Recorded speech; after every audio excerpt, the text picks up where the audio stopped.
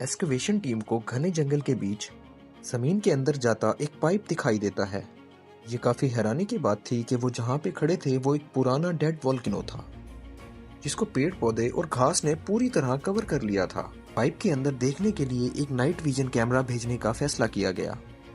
جب کیمرہ نیچے گیا تو قریباً 30 میٹر اندر جانے کے بعد ایک بہت بڑے ٹنل کا منظر کیپچر کیا گیا۔ یہ 7 مارچ 2018 کا دن تھا اور ایکسکیویشن ٹیم ساؤتھ پولینڈ کے شہر لوبان کے قریب زمین سے 30 میٹر نیچے کچھ انوکھا دیکھنے والی تھی۔ آواز کی دنیا کے دوستوں، جب اس ٹنل میں کیمرہ گھمایا گیا، ابھی تو وہ اس کشمکش میں تھے کہ یہاں پہ پٹڑی کا کیا کام، تو دور کھڑی ایک مائن کارٹ نے ان کی توجہ اپنی طرف کر لی۔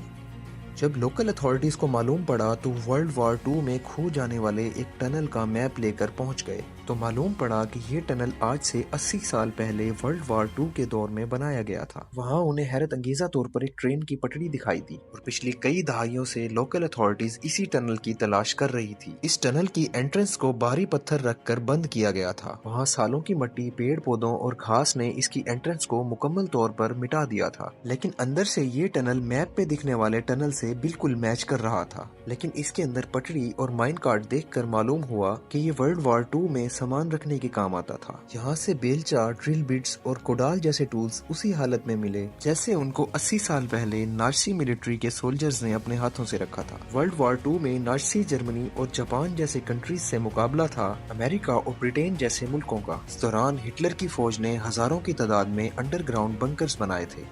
آواز کی دنیا کے دوستوں، ٹنل میں موجود تمام لوہے کے سامان کو زنگ لگ چکا تھا۔ شروعات بھلے ہٹلر نے کی تھی، لیکن اس کے بعد الائڈ فورسز نے بھی انڈر گراؤنڈ ٹنل اور بنکرز کا استعمال کرنا شروع کر دیا۔ ورلڈ وار 2 کے دوران بنکرز اور ٹنلز کافی اسٹریٹجک امپورٹنس رکھتے تھے۔ ان کا مقصد ڈیفنس اور اوفنس دونوں کے لیے تھا، یعنی کہیں ان بنکرز کا مقصد دشمن کے کیے گئے حملے سے بچنا ہوتا تھا تو کہیں ان بنکرز کو دشمن پہ حملہ کرنے کے لیے استعمال کیا جاتا تھا۔ یہ ٹنلز اور بنکرز دشمن کی طرف سے کی گئی ایئر سٹرائکس اور آرٹلری شیل سے حفاظت کرتے اور سولجرز کو ایک سیکیور بیس فراہم کرتے۔ ڈیفینسو بنکرز کو فرنٹ لائن پہ اس طرح ڈیزائن کیا جاتا کہ وہ دشمن سے کیے گئے حملے کو روک سکیں۔ آواز کی دنیا کے دوستوں، وہ وال الائڈ فورس کی طرف سے کیے گئے حملوں کی ایک بہت بڑی رکاوٹ تھی اور کچھ بنکرز کو پلاننگ کے لیے یوز کیا گیا، جہاں پہ کمانڈرز جیسے جرمنی کی اٹلانٹک وال اپنے مشن کو سیکریٹلی مینج کرتے۔ ورلڈ وار 2 میں اتنے بنکرز بنائے گئے تھے کہ ان کی گنتی کرنا آج کے دور میں پاسبل نہیں ہے، کیونکہ یہ بنکرز ہزاروں کی تعداد میں آج بھی زمین کے نیچے کہیں نہ کہیں دفن ہیں۔ کہا جاتا ہے کہ ورلڈ وار 2 میں الائڈ پاور اور ایکسس پاور نے ایک ایسٹیمیٹ کے مطابق ورلڈ وار 2 میں روزانہ کا $460 ملین